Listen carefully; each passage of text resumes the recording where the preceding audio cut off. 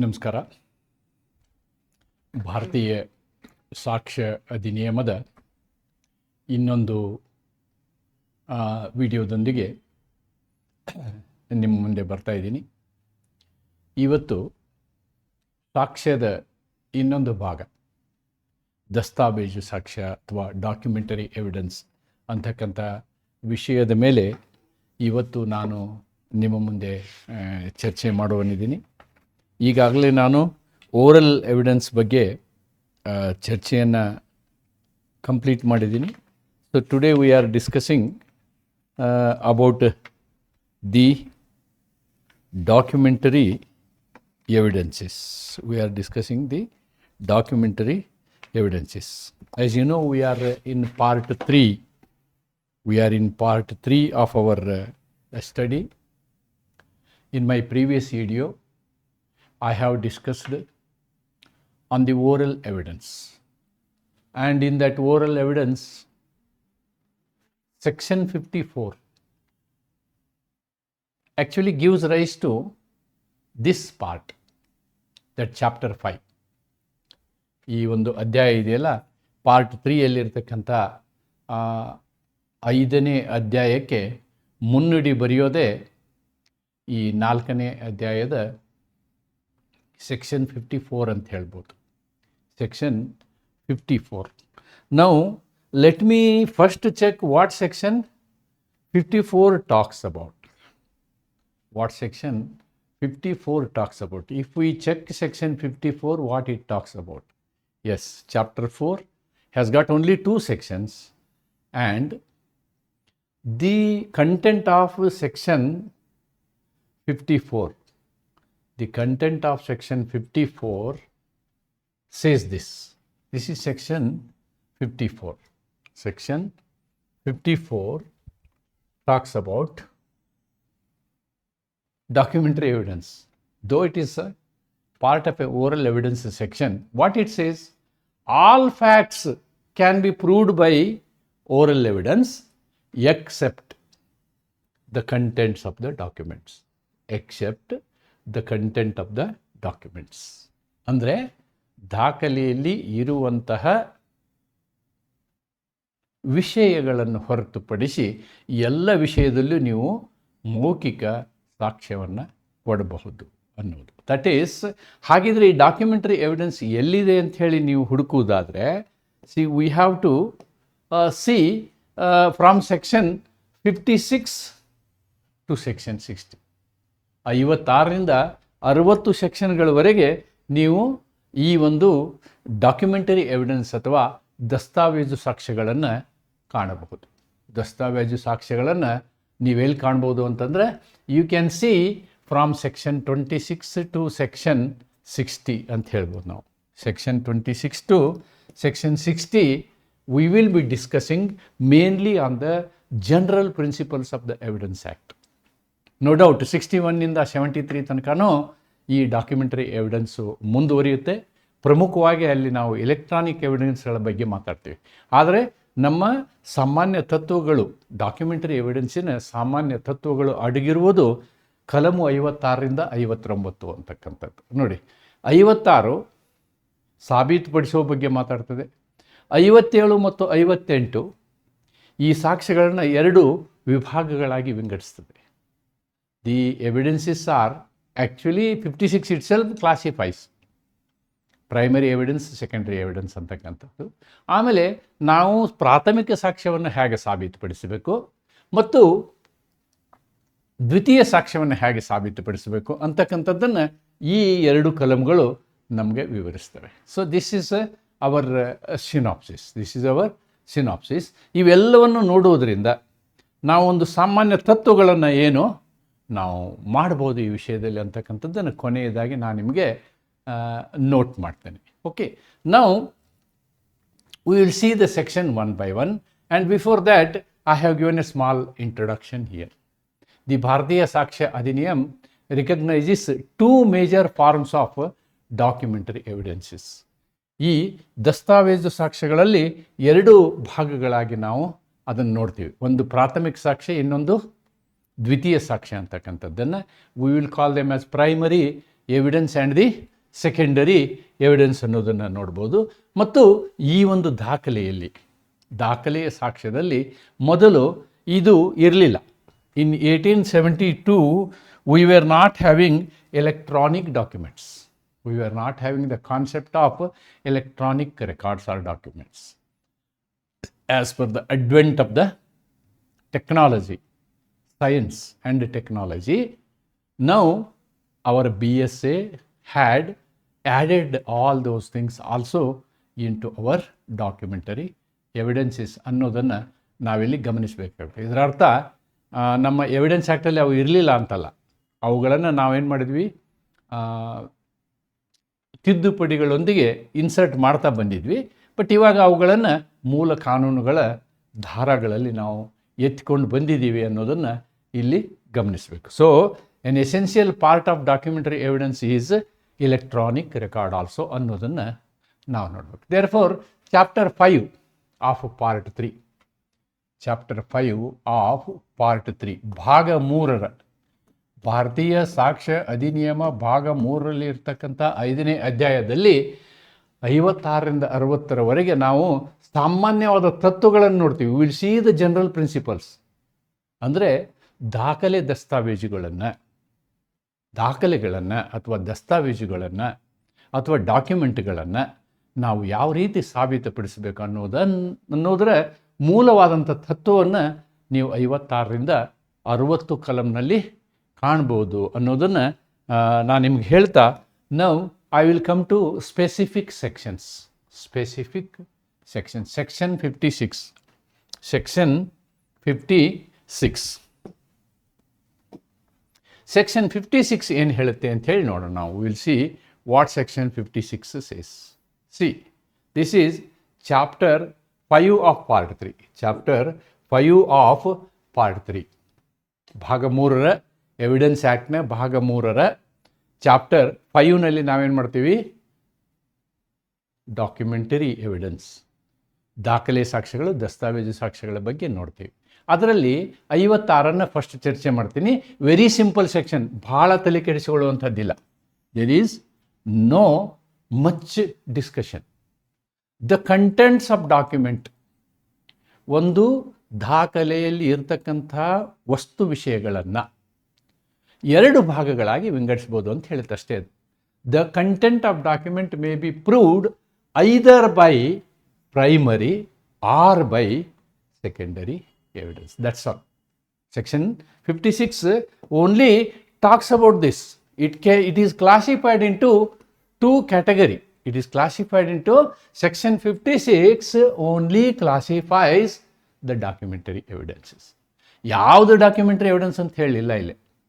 ಒಂದು ದಾಖಲೆಯ ವಿಷಯದಲ್ಲಿ ಅಡಗಿರುವಂತಹ ಏನು ವಸ್ತು ವಿಷಯ ಇದೆ, ಅದರಲ್ಲಿ ಏನು ಬರೆದಿದೆ, ಅದರಲ್ಲಿ ಏನು ನಮೂದಿಸಲಾಗಿದೆ, ಅದರಲ್ಲಿ ಯಾವ ಚಿತ್ರವನ್ನು ಬಿಡಿಸಲಾಗಿದೆ ಅನ್ನುವಂತಹ ವಿಷಯವನ್ನು ನಾವು 2 ವಿಧವಾದ ದಾಖಲೆಗಳಿಂದ ನ್ಯಾಯಾಲಯದ ಮುಂದೆ ಅವುಗಳನ್ನು ಸಾಬೀತುಪಡಿಸಬಹುದು. ಒಂದು ಪ್ರಾಥಮಿಕ ಸಾಕ್ಷ್ಯ, ಇನ್ನೊಂದು ದ್ವಿತೀಯ ಸಾಕ್ಷ್ಯ ಅಂತಕ್ಕಂಥದ್ದನ್ನು ಕಲಂ 56 ಹೇಳುತ್ತೆ. Right. Importance of this section. The section emphasises authenticity and reliability of documentary proof. ಅವುಗಳ ನೈಜತೆಯ ಬಗ್ಗೆ ಮಹತ್ವವನ್ನು ಕೊಡ್ತದೆ, ಅವುಗಳ ವಿಶ್ವಾಸಾರ್ಹತೆಯ ಬಗ್ಗೆ ಮಹತ್ವವನ್ನು ಕೊಡ್ತದೆ. ಅದಕ್ಕೆ ನಾವೇನು ಮಾಡಿದ್ದೀವಿ, ಅವುಗಳನ್ನು 2 ವರ್ಗಗಳಾಗಿ ವಿಂಗಡಿಸ್ತೀವಿ. ಉದ್ದೇಶ, ಅವುಗಳನ್ನು 2 ವರ್ಗಗಳಾಗಿ ವಿಭಜಿಸುವಂತಹ ಉದ್ದೇಶ ಏನು ಅಂತಂದರೆ, ನಾವು ಅದರ ಸತ್ಯತೆಯನ್ನು ತಿಳಿಯೋದ್ರೊಳಗೆ, ಅದು ದಾಖಲೆ ಸರಿಯಾಗಿದೆಯೇ, ಅಥೆಂಟಿಸಿಟಿಯನ್ನು ನೋಡೋದ್ರೊಳಗೆ, ಆಮೇಲೆ ಅದನ್ನು ನಾವು ನಂಬಬಹುದೇ, ಈಸ್ ಇಟ್ ರಿಲಯಬಲ್ ಅನ್ನುವ ವಿಷಯದ ಉದ್ದೇಶದಿಂದ ನಾವೇನು ಮಾಡಿದ್ದೀವಿ, ಅದರಲ್ಲಿ ಭಾಗಗಳನ್ನಾಗಿ ಮಾಡಿದ್ದೀವಿ. Then section 57 defines. This is actually definition, ವ್ಯಾಖ್ಯಾನ. ಯಾವುದ್ರದ್ದು ಇದು? ಯಾವುದು ಪ್ರಾಥಮಿಕ ಸಾಕ್ಷ್ಯ ಎನ್ನುವುದನ್ನು. It defines what is the primary evidence, what is primary evidence ಅನ್ನುವುದನ್ನು ಇದು ರೆಕಾರ್ಡ್ ಮಾಡುತ್ತೆ. See, primary evidence. Primary evidence. Section 57 primary It talks about primary evidence. It talks about primary evidence. What is primary evidence ಅನ್ನೋದನ್ನು ನಾವಿಲ್ಲಿ ಏನು ಮಾಡ್ತೀವಿ? We are actually seeing the primary evidence. Section 57. Primary evidence means ಪ್ರಾಥಮಿಕ ಸಾಕ್ಷ್ಯದ ಅರ್ಥ the document itself. The document itself means original. ಮೂಲವಾಗಿ ಏನಿದೆಯೋ ಅದನ್ನು ನಾವೇನು ಹೇಳ್ತೀವಿ ಅಂತಂದರೆ ಪ್ರಾಥಮಿಕ ಸಾಕ್ಷ್ಯ ಎಂದು ಹೇಳ್ತೀವಿ. ಮೂಲವಾಗಿ ಏನಿದೆಯೋ ಅದನ್ನೇ ನಾವು ಪ್ರಾಥಮಿಕ ಸಾಕ್ಷ್ಯ ಎಂದು ಹೇಳುತ್ತೇವೆ. ನೆನ್ಪಿಟ್ಟುಕೊಳ್ಳಿ, very simple definition. Primary evidence means the document itself. Okay, document itself produced for the inspection of the court. ಆ ಒಂದು ದಾಖಲೆಯನ್ನು ನಾವು ನ್ಯಾಯಾಲಯದ ಪರೀಕ್ಷೆಗಾಗಿ ಪ್ರಸ್ತುತಪಡಿಸುತ್ತೇವೆ. Will produce it to the court, will produce it to the court ಅನ್ನೋದನ್ನು ಇದು ಹೇಳ್ತದೆ. ಇದಕ್ಕೆ ಏನಾಗಿದೆ ಅಂತಂದರೆ ಈ ಎಲ್ಲ ವಿವರಣೆಗಳನ್ನು ಕೊಡಲಾಗಿದೆ. There are explanations, 7 explanations are they. 7 ವಿವರಣೆಗಳನ್ನು, ಅಂದರೆ ಮೂಲ ದಾಖಲೆ ಯಾವುದು ಅನ್ನುವುದರ ಬಗ್ಗೆ 7 ವಿವರಣೆಗಳನ್ನು ಕೊಟ್ಟಿದ್ದೀವಿ ನಾವು. We have given 7 clarifications or explanations, ವಿವರಣೆಗಳನ್ನು. ಈ ಒಂದು ನಮ್ಮ ಭಾರತೀಯ ಸಾಕ್ಷ್ಯ ಅಧಿನಿಯಮವೇ ಆ ವಿವರಣೆಗಳನ್ನು ಕೊಡ್ತದೆ. ಒಂದನೇ ವಿವರಣೆಯನ್ನು ನೀವು ನೋಡಿ, ಏನಿದೆ? Where the document is executed in several parts, each part is a primary evidence of the document. ಒಂದು ದಾಖಲೆಯನ್ನು ಅನೇಕ ಭಾಗಗಳಾಗಿ ವಿಂಗಡಿಸಿದರೆ ಅವೆಲ್ಲವೂ ಕೂಡ ಪ್ರಾಥಮಿಕ ದಾಖಲೆಗಳೇ ಅಂತದರ ಅರ್ಥ. ಎಲ್ಲವೂ ಕೂಡ ಪ್ರಾಥಮಿಕ ದಾಖಲೆಗಳೇ ಅನ್ನೋದನ್ನು ನಾವಿಲ್ಲಿ ಅರ್ಥೈಸ್ಕೊಳ್ಬೇಕು. All those documents, for example, there are series of documents 1, 2, 3, 4. So all these are originals. There are series of documents. ಯಾವುದೇ ಒಂದು ವಿಷಯದಲ್ಲಿ ಅನೇಕ ಒಪ್ಪಂದಗಳನ್ನು ಮಾಡ್ಕೋಬೋದು, ನಾವು ಅನೇಕ ಎಗ್ರಿಮೆಂಟ್ಗಳನ್ನು ಮಾಡ್ಕೋಬೋದು, ಅನೇಕ ಅವು ಎಲ್ಲವನ್ನೂ ನಾವೇನು ಹೇಳ್ತೀವಿ? ಪ್ರಾಥಮಿಕ ಸಾಕ್ಷ್ಯ ಅಂತ ಹೇಳ್ತೀವಿ. Second one, where a document is executed in counterpart, each counterpart being executed by one or some of the parties only, each counterpart is primary evidence as against the parties executing it. For example, there is a checkbook. There is a checkbook. There is a checkbook. Now, this is the counterfoil of the checkbook. This is the check. So, check is signed by A. Check is signed by A. So, somebody is receiving the check.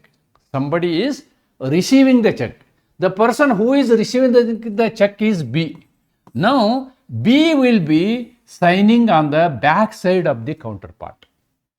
Back side of the counterpart. Now, with this example, let us analyze this. Executed by one or some of the, each counterpart is primary evidence as against the party executing it. As against the party executing it. Here, check is signed by A. Therefore, check is primary evidence against A. ನಾವು A ದುಡ್ಡು ಕೊಡಲಿಲ್ಲ ಅಂದರೆ, ನೋಡು ಇಲ್ಲಿ ಸ್ವಾಮಿ ನೀನು ಸಹಿ ಮಾಡಿದಿ ಅಂತ ಅದನ್ನು ತೋರಿಸ್ತೀವಿ. Therefore, against A it is a primary evidence. Against A it is a primary evidence. Then ಈ ಚೆಕ್ ತೊಗೊಂಡು ಹೋಗ್ತಾನೆ ಬಿ ಇಲ್ಲಿ ಚೆಕ್ಕನ್ನು ತೆಗೆದುಕೊಂಡು ಹೋಗಿದ್ದಾನೆ. ತೊಗೊಂಡು ಹೋಗ್ಬೇಕಾದ್ರೆ ಬಿಯನ್ನು ಸಹಿ ಮಾಡಿಸ್ಕೊಂಡಿರ್ತೀವಿ ನಾವು. ಆಮೇಲೆ ಬಿ ಹೇಳ್ತಾನೆ, ನೀವು ನನಗೆ ಚೆಕ್ಕೆ ಕೊಟ್ಟಿಲ್ಲ, ನೀವು ನನಗೆ ಚೆಕ್ಕೆ ಕೊಟ್ಟಿಲ್ಲ. ಆವಾಗ ಈ ಕೌಂಟರ್ ಪಾಯಿಂಟನ್ನು ನೀವು ಸೈನ್ ಮಾಡಿದೀಯಾ. Therefore this counterpart is primary evidence against B. This is the simple meaning of explanation 2. Now will go to explanation 3. We will go to explanation 3. What explanation 3 says? Explanation 3 says, this is explanation 3. Where a number of documents are made by one uniform process. As in the case of printing, lithography, photography. Each is primary evidence of the contents of the rest, but where they are all copies of a common original. They are all copies of a common original. Explanation 3ಯನ್ನು ನಾವು ಹೇಗೆ explain ಮಾಡ್ಬೋದು ಅಂತಂದರೆ, ಒಂದು ಡಾಕ್ಯುಮೆಂಟನ್ನು ನಾವು original document ಆಗಿ ಮಾಡಿಕೊಂಡು ಆ ಡಾಕ್ಯುಮೆಂಟ್ನ ಅನೇಕ ಪ್ರತಿಗಳನ್ನು ನಾವೇನು ಮಾಡ್ಬೋದು, ಈ ರೀತಿ ಪ್ರಿಂಟ್ ತೆಗಿಬೋದು. This is all A mechanical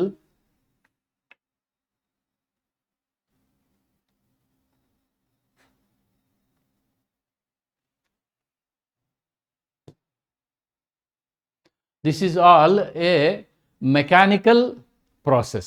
This is all a mechanical process. ಅಂದರೆ ಒಂದು ವಸ್ತುವನ್ನು ನಾವು ಒಂದು ಕಂಪ್ಯೂಟರ್ನಲ್ಲಿ ಒಂದು ಒರಿಜಿನಲ್ ಡಾಕ್ಯುಮೆಂಟ್ ಮಾಡಿರ್ತೀವಿ. ಆ ಡಾಕ್ಯುಮೆಂಟನ್ನು ಪ್ರಿಂಟರ್ಗೆ ಎಕ್ಸ್ಪೋರ್ಟ್ ಮಾಡ್ತೀವಿ. ಪ್ರಿಂಟ್ ಬರುತ್ತೆ, ಒಂದು 100 ಕಾಪಿ ಬರುತ್ತೆ. All the 100 copies are same as that of original. ನಾವೇನು ಮಾಸ್ಟರ್ ಡಾಕ್ಯುಮೆಂಟ್ ಮಾಡಿರ್ತೀವಿ ಅದರ ಪ್ರಕಾರನೇ ಇರ್ತವೆ. ಈ ಎಕ್ಸ್ಪ್ಲನೇಷನ್ ಏನು ಹೇಳುತ್ತೆ ಅಂತಂದರೆ, ಆ ಪ್ರಿಂಟ್ ತೆಗೆದಂತಹ ಎಲ್ಲ ಕಾಪಿಗಳು, ಫಾರ್ ಎಕ್ಸಾಂಪಲ್ ಒಂದು ಪುಸ್ತಕವನ್ನು ಬರಿತೀವಿ, ಆ ಪುಸ್ತಕದ ಅನೇಕ ಪ್ರತಿಗಳನ್ನು ಪ್ರಿಂಟ್ ಮಾಡ್ತೀವಿ ಅಂತ ಇಟ್ಕೊಳ್ಳಿ. ಆ ಎಲ್ಲ ಪುಸ್ತಕಗಳು, ಒಂದು ಪುಸ್ತಕ ಇನ್ನೊಂದರ ವಿರುದ್ಧ ಪ್ರೈಮರಿ ಡಾಕ್ಯುಮೆಂಟ್. ಆಲ್ ಒಂದು ಪುಸ್ತಕ ಇನ್ನೊಂದರ ವಿರುದ್ಧ ಪ್ರಾಥಮಿಕ ದಾಖಲೆ, ಮತ್ತು ಆ ಎಲ್ಲ ದಾಖಲೆಗಳು, ಪ್ರಿಂಟ್ ಮಾಡಿದಂತಹ ದಾಖಲೆಗಳು ಅವು ಒರಿಜಿನಲ್ ಇರ್ತದಲ್ಲ, what is there is a master copy, ಅದಕ್ಕೆ ದ್ವಿತೀಯ ದಾಖಲೆಗಳು ಅನ್ನೋದನ್ನು ಹೇಳ್ತದೆ. ಅದು where a number of documents are made by one uniform process, as in the case of printing, lithography or photography. ಫೋಟೋಗ್ರಫಿಯಲ್ಲಿ ಮಾಡ್ಬೋದು, ಪ್ರಿಂಟಿಂಗಲ್ಲೂ ಮಾಡ್ಬೋದು, ಲಿಥೋಗ್ರಫಿನಲ್ಲೂ ಮಾಡ್ಬೋದು. Each is primary evidence.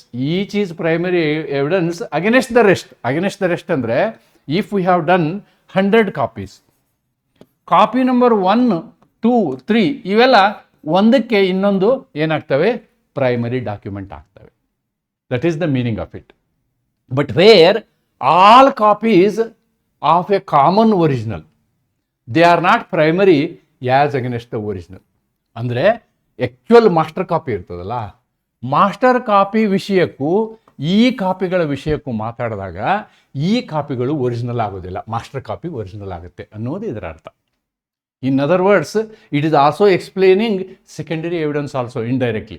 Indirectly ಏನು ಹೇಳುತ್ತೆ, ಈ 100 ಕಾಪಿಗಳು ಈ ಮಾಸ್ಟರ್ ಕಾಪಿಗೆ ಸೆಕೆಂಡರಿ ಎವಿಡೆನ್ಸ್ ಆಗ್ತವೆ, ಆದರೆ ಇವುಗಳ ಮಧ್ಯದಲ್ಲೇ ಇವು ಒಂದಕ್ಕೊಂದು ಪ್ರಾಥಮಿಕ ಎವಿಡೆನ್ಸ್ ಆಗ್ತವೆ, ಪ್ರೈಮರಿ ಎವಿಡೆನ್ಸ್ ಆಗ್ತವೆ ಅನ್ನೋದನ್ನು ಎಕ್ಸ್ಪ್ಲನೇಷನ್ 3 ಹೇಳುತ್ತೆ. Now let us C explanation 4. What explanation 4 talks about? Where an electronic or digital record is created. Nodi, this is all 1, 2, 3 were Indian Evidence Act. 1, 2, 3 were Indian Evidence Act. 4, 5, 6, 7 I think they are newly added in the Bharatiya Saksha Adhiniyam. Therefore, it talks about electronic or digital record. Nodi, ದಾಖಲೆ, electronic ದಾಖಲೆ ಅಥವಾ digital ದಾಖಲೆ is created or stored, and such a storage occurs simultaneously or sequentially in multiple files. Each such a file is a primary evidence.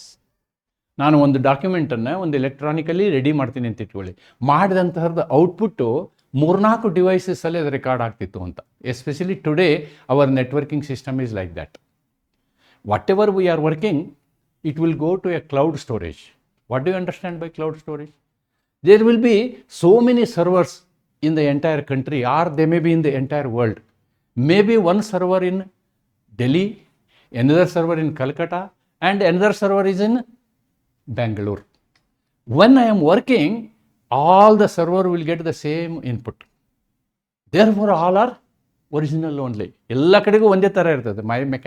My action on the computer creates or stores records similar and exactly the same in all the servers. ಆದ್ದರಿಂದ ಅವೆಲ್ಲವುಗಳು ಕೂಡ ಏನಾಗ್ತವೆ, they will become primary evidence. ಅವೆಲ್ಲವೂ ಕೂಡ primary evidence ಆಗ್ತವೆ ಅನ್ನೋದು ಅದರ ಅರ್ಥ. Then let us go to explanation 5. Will go to explanation 5 ಏನು ಹೇಳುತ್ತೆ? Explanation 5 will see what explanation 5 says, right? Explanation 5, okay. Explanation 5 says, where an electronic or digital record is produced from the proper custody and such electronic or digital record is primary evidence unless disputed.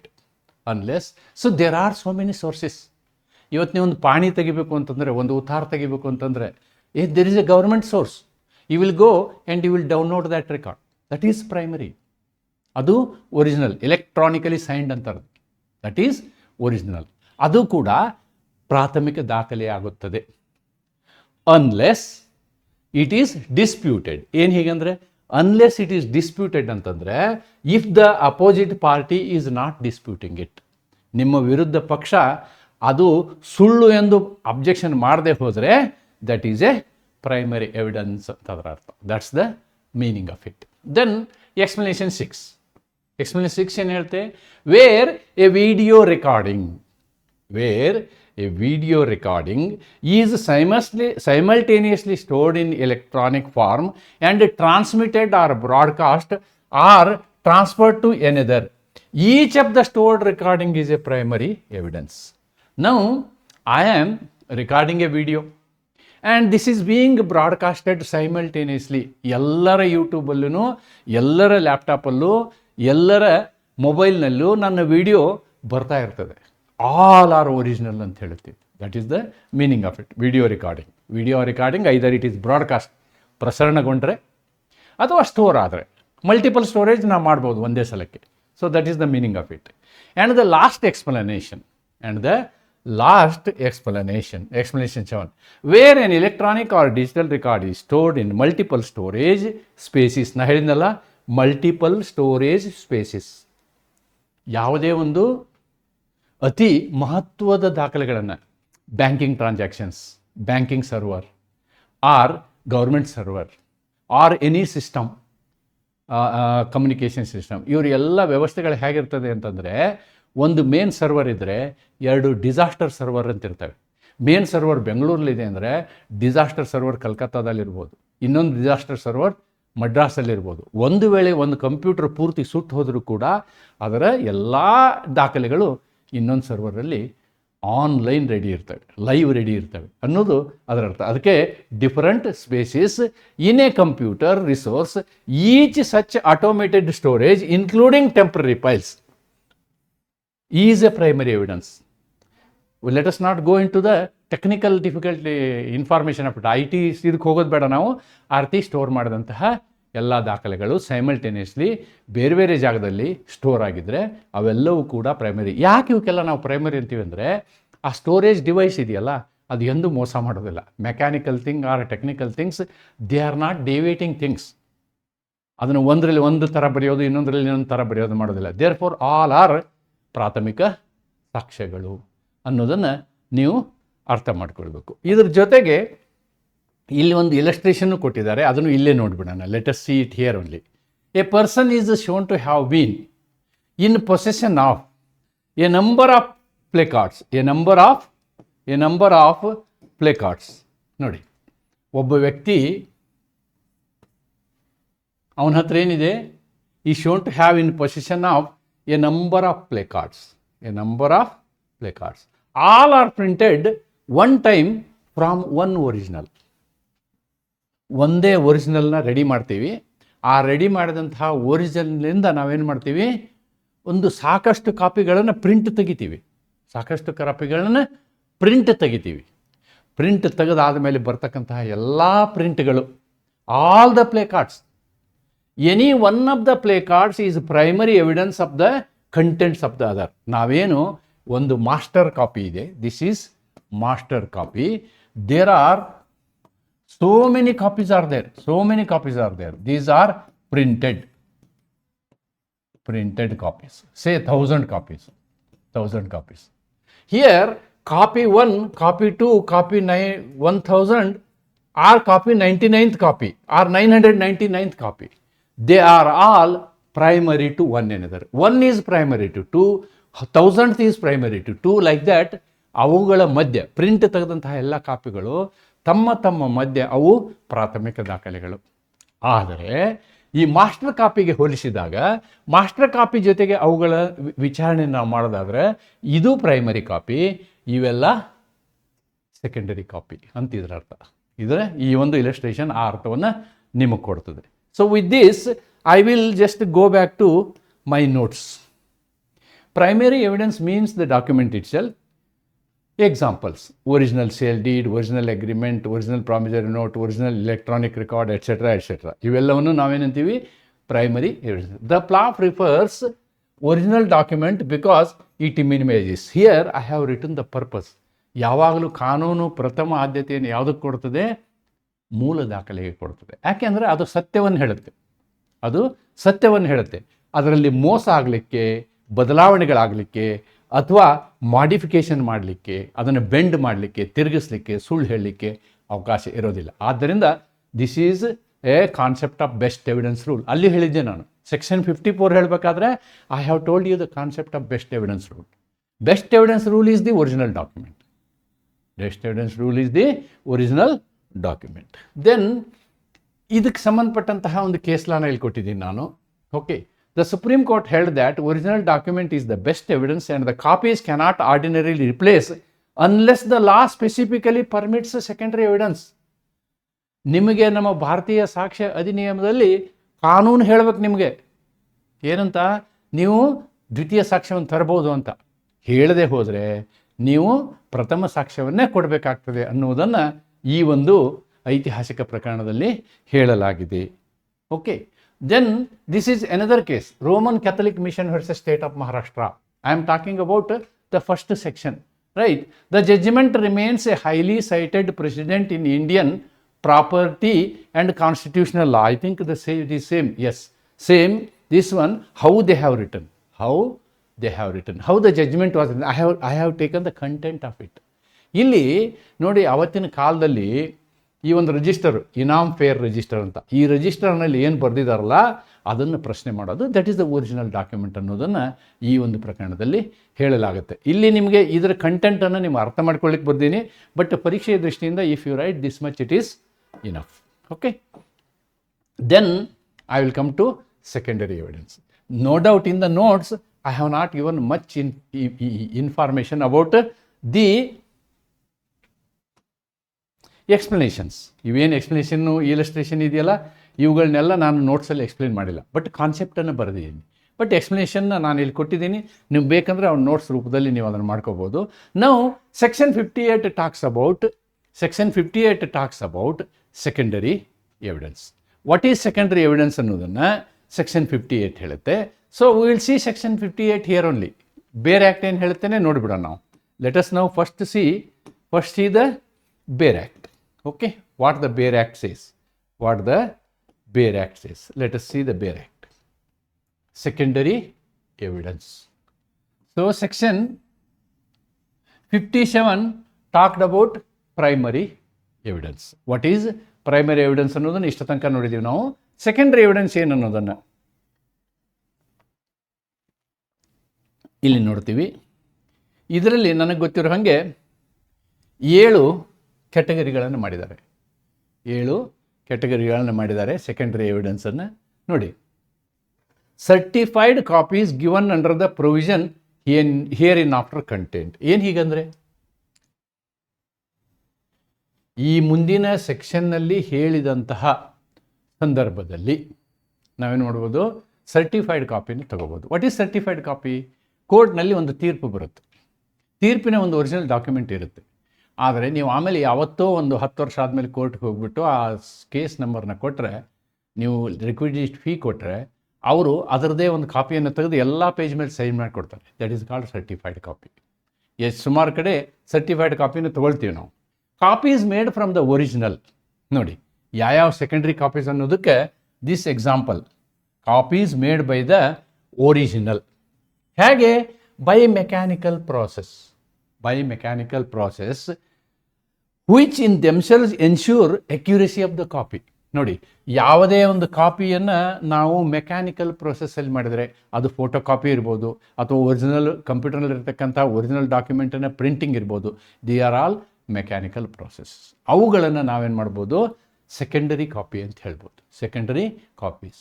And copies compared with such copies, and copies compared with such copies ಅಂದರೆ comparing ಅಂತಂದರೆ ಅವುಗಳನ್ನು ಹೋಲಿಕೆ ಮಾಡುವುದು, original ಕಾಪಿಯ ಜೊತೆಗೆ ಹೋಲಿಕೆ ಮಾಡ್ಬೋದು.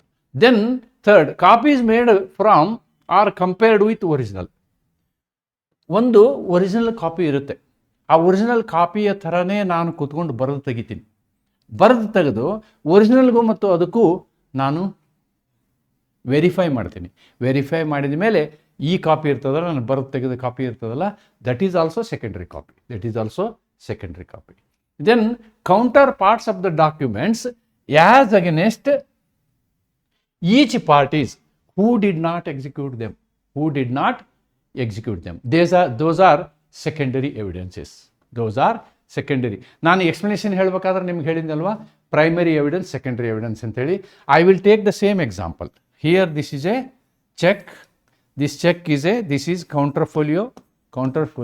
This is check. Check is signed by A, counterfolio is signed by B.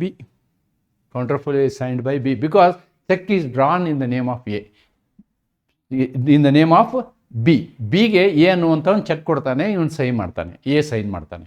A sign ಮಾಡಿದರೆ ಎಯ ವಿರುದ್ಧ ಇದು ಪ್ರೈಮರಿ ಎವಿಡೆನ್ಸ್, ಎಯ ವಿರುದ್ಧ ಇದು ಪ್ರೈಮರಿ ಎವಿಡೆನ್ಸ್. ಆದರೆ ಬಿಗೆ ಇದು secondary evidence. This will become secondary evidence for B. This will become secondary evidence for B. For B, this becomes a secondary evidence. For B, it is a secondary evidence. ಇದು ನೆನ್ಪಿಟ್ಕೋಬೇಕು. Who has not signed, who has not executed. ಇಲ್ಲಿ check ಯಾರು ಸೈ ಮಾಡಿದ್ದಾರೆ, A ಸೈ ಮಾಡಿದ್ದಾನೆ, ಅವನ ವಿರುದ್ಧ ಅದು ಪ್ರೈಮರಿ. ಓಕೆ, ಕೌಂಟರ್ ಫೈಲ್ ಯಾರು ಸೈ ಮಾಡಿದ್ದಾರೆ, ಬಿ ಸೈನ್ ಮಾಡಿದ್ದಾನೆ. ಕೌಂಟರ್ ಫೈಲು ಎಗೆ ಸಂಬಂಧಪಟ್ಟಂತೆ ಸೆಕೆಂಡರಿ ಎವಿಡೆನ್ಸ್ ಆಗುತ್ತೆ. ಎಗೆ ಸಂಬಂಧಪಟ್ಟಂತೆ ಅದು ಹೂ ಹ್ಯಾಸ್ ನಾಟ್ ಸೈನ್ಡ್, ಅವನಿಗೆ ಸೆಕೆಂಡರಿ ಎವಿಡೆನ್ಸ್ ಆಗುತ್ತೆ. Then oral admissions. ಓರಲ್ ಅಂದರೆ ಮೌಖಿಕ ಒಪ್ಪಿಗಳು, ಅವು ಕೂಡ ಸೆಕೆಂಡರಿ ಎವಿಡೆನ್ಸ್. ರಿಟರ್ನ್ ಅಡ್ಮಿಷನ್ಸ್, ಅವು ಕೂಡ secondary admissions. Right, very simple thing. Then seventh one. What is seventh one? 1 minute. Yes, there are so many illustrations also. Seventh one. What seventh? Evidence of a person who has examined a document, the original of which consists of numerous accounts or other documents which cannot conveniently be examined by the court, and who is skilled in the examination of such documents. ಒಂದು ವೇಳೆ ಒಂದು ಸ್ಥಿತಿ ಹೀಗಿರ್ಬೋದಲ್ಲ, there may be a document, there may be a huge document, there may be a huge document. That huge document cannot be brought to the court, or it is court has no time to examine it. ಭಾಳ ದೊಡ್ಡ ಬೃಹತ್ತಾದ document, court ಅದನ್ನೆಲ್ಲ verify ಮಾಡ್ಕೊಂಡು ಕೂರೋಕ್ಕಾಗಲ್ಲ. ಆವಾಗ ಅವ್ರು ಏನು ಮಾಡ್ತಾರೆ, ಅದಕ್ಕೆ ಸಂಬಂಧಪಟ್ಟಂತಹ ತಜ್ಞರನ್ನು, ನಿಪುಣರನ್ನು, ಎಕ್ಸ್ಪರ್ಟ್ಗಳನ್ನು ಓಕೆ ಅವ್ರಿಗೆ ನಾಮಿನೇಟ್ ಮಾಡಿ ಅವ್ರ ಕಡೆಯಿಂದ ಹೇಳಿಕೆ ಕೊಡಿಸ್ತಾರೆ, ಅವ್ರ ಕಡೆಯಿಂದ, ಅಥವಾ ಅವರೇ ಒಂದು ಸ್ಟೇಟ್ಮೆಂಟ್ ಕೊಡ್ಬೋದು. ಅಂತಹ ಸ್ಟೇಟ್ಮೆಂಟ್ಗಳನ್ನು ಕೂಡ ನಾವೇನು ಮಾಡ್ತೀವಿ, ಸೆಕೆಂಡರಿ ಎವಿಡೆನ್ಸ್ ಆಗಿ ಪರಿಗಣಿಸ್ತೀವಿ ಅಂತಕ್ಕಂಥದ್ದನ್ನು ನಾವಿಲ್ಲಿ ನೋಡಬೇಕು. ಇದಕ್ಕೆ ಸಂಬಂಧಪಟ್ಟಂತೆ there are illustrations. See, a photograph of the original is secondary evidence. A photograph of the original is secondary evidence. Simple example. Then B. Okay, 3 examples are there. B and C also we will see. A copy compared with a copy of letter made by a copying machine is secondary evidence of the contents of the letter, if it is shown that the copy made by the copying machine was made from the original. ನೋಡಿ, ಇಲ್ಲಿ ಯಾವುದೇ ಒಂದು ಒರಿಜಿನಲ್ನಿಂದ ನೀವು copy ಮಾಡಿದಂತಹ mechanical copy, ಮಷಿನ್ನಿಂದ copy ಮಾಡಿದಂತಹ ವಸ್ತು ಇರ್ತದಲ್ಲ, that is a secondary evidence. A copy ಟ್ರಾನ್ಸ್ಕ್ರೈಬ್ಡ್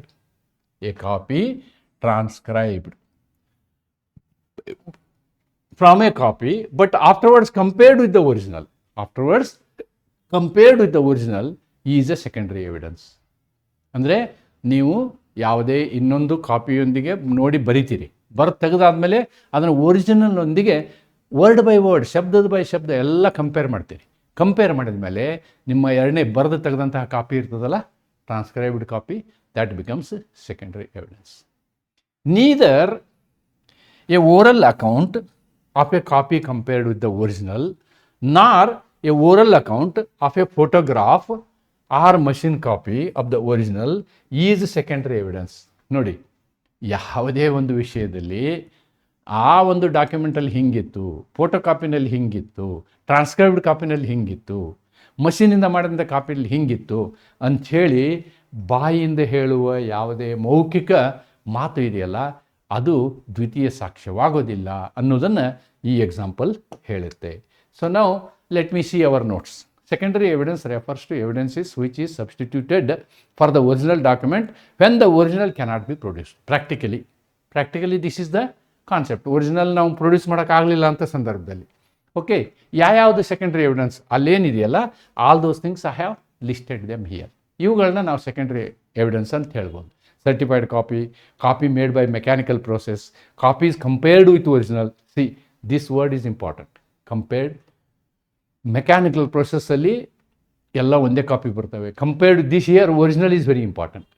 original is very important ಯಾವಾಗ ಕಂಪೇರ್ ಮಾಡೋಂಥ ಸಂದರ್ಭದಲ್ಲಿ. Counterpart documents, oral accounts of the contents by a person who has seen the document. Expert opinion ಹೇಳಿದ್ನಲ್ವ ನಾನು. Oral admissions, written admissions, evidence of a person who examined numerous huge documents. ಅಲ್ಲೇನು ನಾನು explain ಮಾಡಿದ್ದೀನೋ ಅವುಗಳನ್ನ ಇಲ್ಲಿ statement ರೂಪದಲ್ಲಿ ನಿಮಗೆ ನೋಟ್ಸ್ಗೋಸ್ಕರ ಇದನ್ನು ಕೊಟ್ಟಿದ್ದೀನಿ, ರೈಟ್. ಇದಕ್ಕೆ ಸಂಬಂಧಪಟ್ಟಂತಹ ಒಂದು ಪ್ರಕರಣ, Siddiq versus Ramalingam. A photo copy does not become admissible. The party must first establish. ನೀವು ಯಾವ ಆಧಾರದಲ್ಲಿ ನೀವು ದ್ವಿತೀಯ ಸಾಕ್ಷ್ಯವನ್ನು ಪ್ರೊಡ್ಯೂಸ್ ಮಾಡ್ತೀರಿ ಅನ್ನುವುದನ್ನು ಕೋರ್ಟಿಗೆ ಮನವರಿಕೆ ಮಾಡಿದರೆ ಮಾತ್ರ, ಕಾನೂನು ಪರ್ಮಿಷನ್ ಕೊಟ್ಟರೆ ಮಾತ್ರ ನಿಮಗೇನಾಗುತ್ತೆ, ಸೆಕೆಂಡ್ರಿ ಎವಿಡೆನ್ಸ್ ಕೊಡ್ಲಿಕ್ಕೆ ಸಾಧ್ಯ ಅನ್ನೋದನ್ನು ಈ ಪ್ರಕರಣದ ಸೈಟೇಷನ್ ಮುಖಾಂತರ ಹೇಳ್ಬೋದು ನೀವು. Then 59. This section 59 and section 60 talks about how proving it. Proving a document. Proof by primary evidence.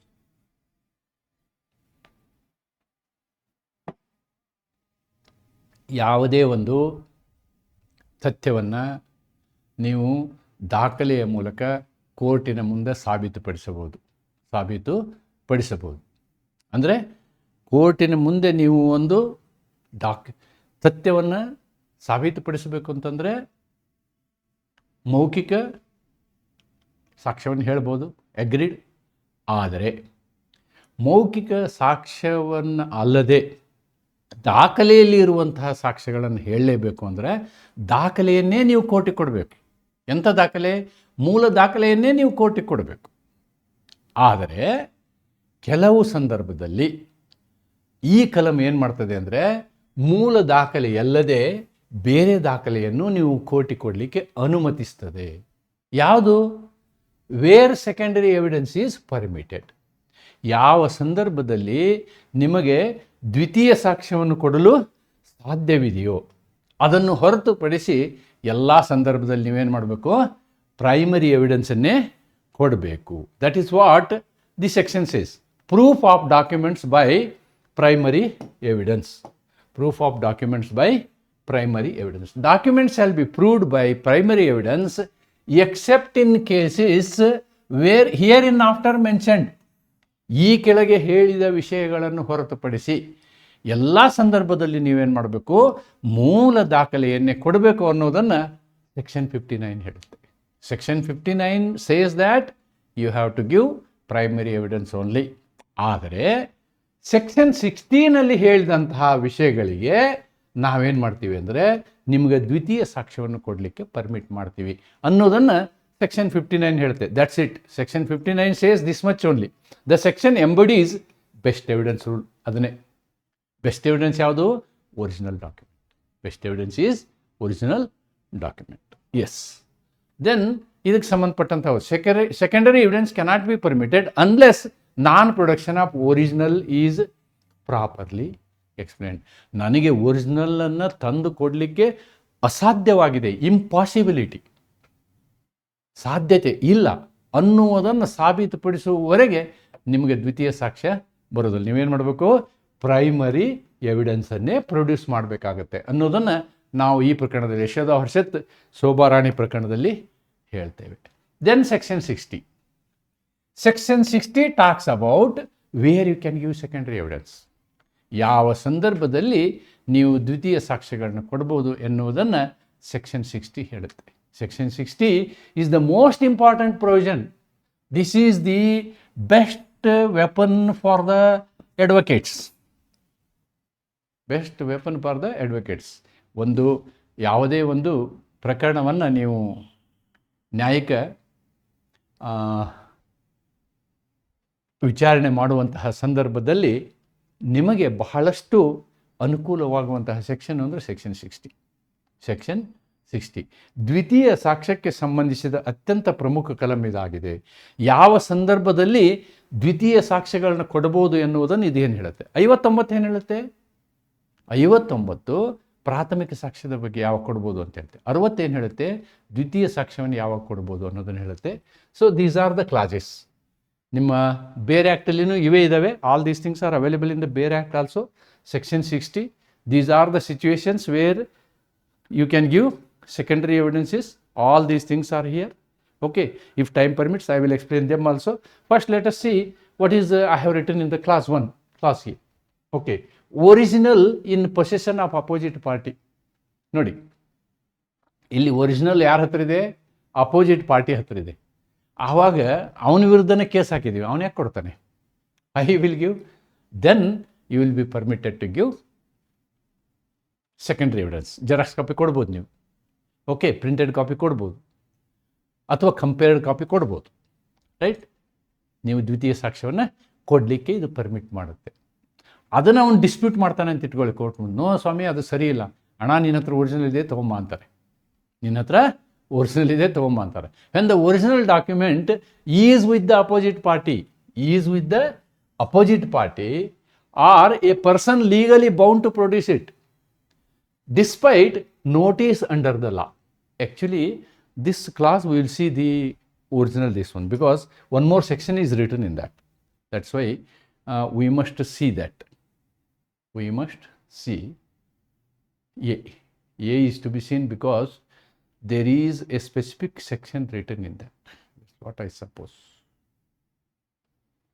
When the original is shown or appears to be in possession of power of the person against whom the document is sought to be proved, or of any person of reach or not subject to the process of court of any person legally bound to produce it. Legally bound to produce it. And when after notice, yes, I was searching for this. I was searching for this. And when after the notice mentioned in section 64, such person does not produce it. Such person does not produce it. Now, let us first go to section 64. What section 64 says? Avaga, they will get a clarity. You will get a clarity. Idu ondan bitre all other things are very simple there. All other things are very simple. Yes, section 64. Ide section ge adu relate agide. ಏನು ಹೇಳುತ್ತೆ section 64? Rules as to notice to produce secondary evidence of the contents of the document referred to in class A of section 60. See, it is again interlinked section. Interlinked section.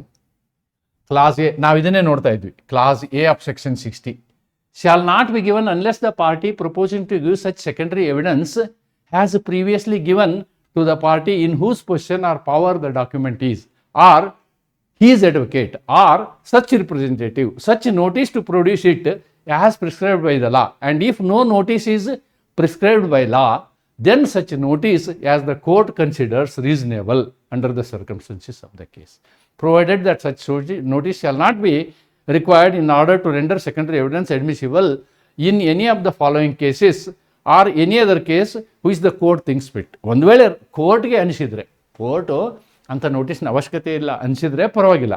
Otherwise what we have to do? We have to go for a notice. We have to go for a notice as per section 64. 64ನ cross reference ತೊಗೋಬೇಕು ನೀವು. Cross reference ಅಂದರೆ ಏನಾಗುತ್ತೆ ಇಲ್ಲಿ ಅಂತಂದರೆ, ಕೋರ್ಟಿನ ಮುಂದೆ ನಾವು ಸೆಕೆಂಡರಿ ಎವಿಡೆನ್ಸನ್ನು ಕೊಡುವಂತಹ ಸಂದರ್ಭದಲ್ಲಿ ಕೋರ್ಟ್ ನಮಗೇನು ಹೇಳುತ್ತೆ, ನೀವು ಅವ್ರಿಗೆ ನೋಟಿಸ್ ಕೊಡಿ ಅಂತ ಹೇಳುತ್ತೆ. ನಾವು ಸೆಕ್ಷನ್ 64 ಪ್ರಕಾರ ಅವ್ರಿಗೊಂದು ನೋಟಿಸ್ ಕೊಡಬೇಕು, ಇಂತಹ ದಾಖಲೆ ನಿಮ್ಮ ಹತ್ರ ಇದೆ, ದಯವಿಟ್ಟು ಆ ದಾಖಲೆಯನ್ನು ನೀವು ಪ್ರೊಡ್ಯೂಸ್ ಮಾಡಿ ಅಂತೇಳಿ. ಓಕೆ, ಆಮೇಲೆ ಆ ದಾಖಲೆಯನ್ನು ಅವನು ನಿಮಗೆ ಕೊಟ್ಟರೆ ಸರಿ, ಕೊಡಲಿಲ್ಲ ಅಂತಂದರೆ ಅವನು ದಾಖಲೆಯನ್ನು ಕೊಟ್ಟಿಲ್ಲ ಅಂಥೇಳಿ ನೀವೇನು ಮಾಡ್ಬೋದು, ದ್ವಿತೀಯ ಸಾಕ್ಷ್ಯವನ್ನು ಕೋರ್ಟ್ ಮುಂದೆ ಕೊಡ್ಬೋದು. ಅವನು ದಾಖಲೆಯನ್ನು ಕೊಡದೆ ನೀವು ದ್ವಿತೀಯ ಸಾಕ್ಷ್ಯವನ್ನು ಕೊಟ್ಟ ಮೇಲೆ ನಿಮ್ಮ ದ್ವಿತೀಯ ಸಾಕ್ಷ್ಯ ಸರಿ ಇಲ್ಲ ಅಂತ ಅವ್ನಿಗೆ ಹೇಳೋ ಅಧಿಕಾರನೇ ಇರೋದಿಲ್ಲ. He will lose his right. ಅಷ್ಟರ ಮಟ್ಟಿಗೆ this section gives you the better position. Okay, an agreement is with B. After receiving notice B refuses to produce it, A may lead secondary evidence. Example, ಅದೇ example ನಾನು ಮಾತಾಡಿದ example ಇದು ಬರ್ತಿದ್ದೀನಿ. That's what I have written here, right. Then clause B, written admission. ಯಾವುದೇ ಒಬ್ಬ ವ್ಯಕ್ತಿ ರೈಟಿಂಗಲ್ಲಿ ತಾನು ಒಪ್ಕೊಳ್ತಾನೆ, when the content of the document R admitted in writing, ಲಿಖಿತ ರೂಪದಲ್ಲಿ ಒಪ್ಕೊಂಡಾಗ that becomes a secondary evidence. ನೋಡಿ, this is very important. Loss or destruction. When the original is lost, ಕಳೆದೇ ಹೋಗಿದೆ ಅಂತ ಇಟ್ಕೊಳ್ಳಿ, ಡಿಸ್ಟ್ರಾಯ್ಡ್, ಹಾಳಾಗಿದೆ, cannot be produced without the part of the party.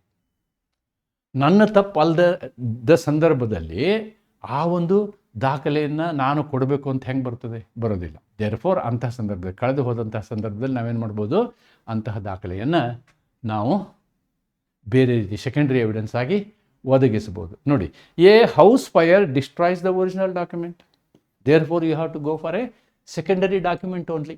Secondary document only. Then not easily movable. Let us assume that something is written on a big stone, ಶಾಸನ, ಶಿಲಾಶಾಸನ, ಅದು ನೀವು court ಮುಂದೆ ಅದು ವಿವಾದಿತ ಪ್ರಶ್ನೆ ಆಗಿದೆ, ಆವಾಗ ಏನು ಮಾಡೋಕ್ಕಾಗುತ್ತೆ, you cannot take it. Secondary is permitted. Inscription on a large stone monument. Then public documents, any document which is available with the government, then you will apply for that copy. They will give the copy, certified copy, that you can give, right? Then class F, certified copies. Anyhow, ನಿಮಗೆಲ್ಲರಿಗೂ ಗೊತ್ತಿರುವಂಥದ್ದು certified copies. Then numerous documents. ಕೊನೆ example ಹೇಳಿದ್ನಲ್ಲ, ಒಂದು ದಾಖಲೆ ಹಿಂಗಿರುತ್ತಲ್ಲ, ಅದು ಕೋರ್ಟಿನ ಮುಂದೆ ತರೋಕ್ಕೆ ಅದು ಕೋಟಿಗಟ್ಟಲೆ 500 ಪೇಜು 1000 ಪೇಜು. ಸಹರಾ ಪ್ರಕರಣದಲ್ಲಿ ಎಸ್ಪೆಷಲಿ ಸೆಬಿ ಕೇಸಲ್ಲಿ ಅವರು ಲಾರಿ ತುಂಬ್ಕೊಂಡು ಹೋದ್ರಂತೆ ಡಾಕ್ಯುಮೆಂಟ್ಗಳು, ಶೇರ್ ಪೇಪರ್ಗಳು. ಸೊ ಆ ರೀತಿಯಂಥ ಸಿಚುವೇಶನ್ ಇದ್ದಾಗ ಎಕ್ಸ್ಪರ್ಟನ್ನು ಹೇಳಿ ಅವನ ಒಪಿನಿಯನ್ ತೊಗೊಳ್ತಾರೆ. Where originals consist of numerous accounts, records etcetera. ಆವಾಗ ಎಷ್ಟು ಬೇಕೋ ಅಷ್ಟೇ ರಿಸಲ್ಟನ್ನು ಸೆಕೆಂಡರಿ ಕಾಪಿಯಾಗಿ ತೊಗೊಳ್ತಾರೆ. That is the audit of thousands of documents. Audit report only is taken as a evidence. Audit report is only taken as a evidence, right. See importance of section 60. ಹಂಗಾರೆ section 60 important ಏನು ಅಂತಂದರೆ, different kinds of secondary evidences are admissible. Under clause A to F generally certified copies, under B written admission. So this is the difference. ಕೆಲವೊಂದರಲ್ಲಿ written admission ಇರ್ತದೆ, ಕೆಲವೊಂದರಲ್ಲಿ certified copies ತೊಗೊಳ್ಬೇಕಾಗ್ತದೆ. ಇದಕ್ಕೆ ಸಂಬಂಧಪಟ್ಟಂಥ ಒಂದು case ಲಾನ ನಾನು ಇಲ್ಲಿ ಕೊಟ್ಟಿದ್ದೀನಿ. Before secondary evidence is admitted, court must be satisfied that the existence and execution of the original document. Original document ಇದೆಯೋ ಇಲ್ಲೋ ಅಂತಕ್ಕಂಥದ್ದನ್ನು ನಾವೇನು ಮಾಡಬೇಕು, ಪರಿಶೀಲನೆ ಮಾಡಿದ ನಂತರ ಸೆಕೆಂಡರಿ ಡಾಕ್ಯುಮೆಂಟ್ ತೊಗೋಬೇಕು ಅನ್ನೋದು ಇದರ ಅರ್ಥ. Admissibility of secondary evidence. The original copy of the dying declaration could not be produced during the trial. Instead a copy, ನೋಡಿ ಕಾರ್ಬನ್ ಕಾಪಿ. ಹಿಂದೆಲ್ಲ ನಾವು ಕಾರ್ಬನ್ ಕಾಪಿ ಮಾಡ್ತಿದ್ವಿ, ಇವಾಗೆಲ್ಲ ಜೆರಾಕ್ಸ್ ಬಂದು ಪ್ರಿಂಟಿಂಗ್ ಬಂದು carbon concept has gone. Carbon is also original ಅಂತ ಹೇಳಿ court ಹೇಳ್ತದೆ ಈ ಪ್ರಕರಣ. Carbon is also original. ಇಲ್ಲಿ ಈ ಸೆಕ್ಷನ್ ತೊಗೊಬೇಡಿ, ಇದು ಕೋರ್ಟ್ನ decision. We have to refer 59 and 60, right. Then Ashok Dulichand versus Madhavlal Dubey ಪ್ರಕರಣ. Mere production of photo is not sufficient. The conditions permitting secondary evidence ಅಂದರೆ section 60 must be fulfilled. Section 60 ಇರ್ತಕ್ಕಂಥ ಕಂಡೀಷನ್ಗಳನ್ನು fulfil ಮಾಡಿದರೆ ಮಾತ್ರ ಸೆಕೆಂಡ್ ಎವಿಡೆನ್ಸ್ ತೊಗೊಳ್ತೇವೆ, ಇಲ್ಲಾಂದರೆ ಸೆಕೆಂಡ್ ಎವಿಡೆನ್ಸ್ ತೊಗೊಳಕ್ಕಾಗೋದಿಲ್ಲ ಅನ್ನೋದನ್ನು ಈ ಪ್ರಕರಣ ಹೇಳುತ್ತೆ. The dispute appellant a voter named Ashok Dulichand filed an election petition challenging the election of so and so. Okay, evidence to prove the evidence respondent 1 was the actual author of defamatory leaflet. The appellant attempted to introduce ಆ leaflet ಏನು ಕೆಟ್ಟದಾಗಿ ಒಬ್ಬ ವ್ಯಕ್ತಿಯ ಬಗ್ಗೆ ಕೆಟ್ಟದಾಗಿ ಬರೆದಂತಹ leaflet ಇತ್ತಲ್ವಾ, pamphlet ಹಂಚ್ತಾರೆ, ಈ ವಯ್ಯ ಹಂಗೆ ಮಾಡಿದ್ದಾನೆ ಹಿಂಗೆ ಮಾಡಿದ್ದಾನೆ ಅಂತ. ಆಮೇಲೆ ಆ ಒರಿಜಿನಲ್ನ ಕೋರ್ಟಿಗೆ ತಂದು ಕೊಡಲಿಲ್ಲ ಅವನು, ಅದರದ್ದೊಂದು ಜೆರಾಕ್ಸ್ ಕಾಪಿ ಮಾಡಿ ತಂದು ಕೊಟ್ಟರೆ it was not admitted. Supreme Court dismissed the argument. Okay, and held that the foundation must be laid to present a secondary copy.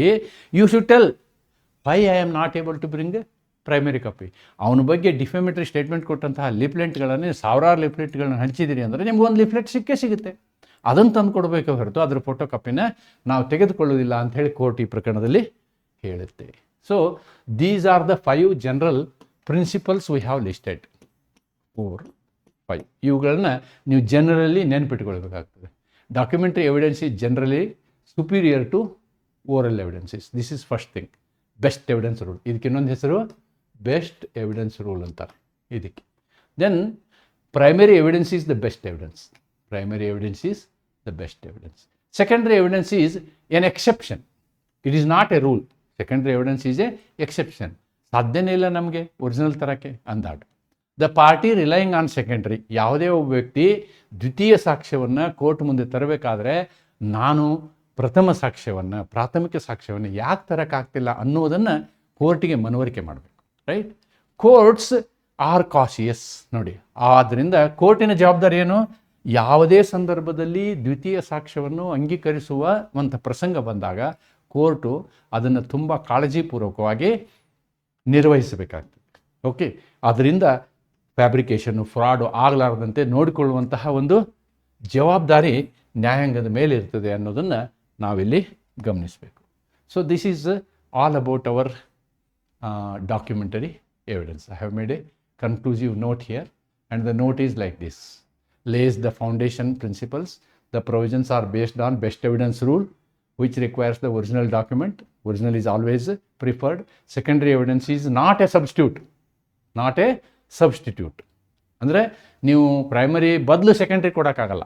Primary ಇಲ್ಲ ಅಂತ ಸಾಬೀತುಪಡಿಸಿದ ಮೇಲೆ, ಅದು ಯಾಕೆ ಇಲ್ಲ ಅನ್ನೋದನ್ನು ಸಾಬೀತುಪಡಿಸಿದ ಮೇಲೆ ಸೆಕೆಂಡ್ರಿ ಎವಿಡೆನ್ಸನ್ನು ಕೊಡ್ಬೋದು. ಯಾಕೆ ನಾವು ಈ ಸ್ಟ್ರಿಕ್ಟ್ ರೂಲ್ನ ಫಾಲೋ ಮಾಡ್ತೀವಿ ಅಂತಂದರೆ, ಯಾವುದೇ ಕಾರಣಕ್ಕೂ ಯಾವುದೇ ಒಂದು ದಾಖಲೆಯಿಂದ ಮೋಸ ಆಗಬಾರ್ದು, ಫ್ರಾಡ್ ಆಗಬಾರ್ದು ಅಂತಕ್ಕಂಥ ವಿಷಯದಿಂದ ಅಂತ ಹೇಳ್ತಾ, ಸೊ ಇವತ್ತಿನ ಈ ವಿಡಿಯೋನ ಇಲ್ಲಿಗೆ ಮುಕ್ತಾಯ ಮಾಡ್ತೀನಿ. ಇದರ ಕನ್ನಡ ಅನುವಾದವನ್ನು ಇಲ್ಲಿ ಮಾಡಿದ್ದೀನಿ. ನಿಮಗೆ I will definitely give these notes in my Telegram channel ಅಂತ ಹೇಳ್ತಾ ಇವತ್ತಿನ ಈ ವಿಡಿಯೋನ ಇಲ್ಲಿಗೆ ಮುಕ್ತಾಯ ಮಾಡ್ತೀನಿ. ನಮಸ್ಕಾರ. Thank you.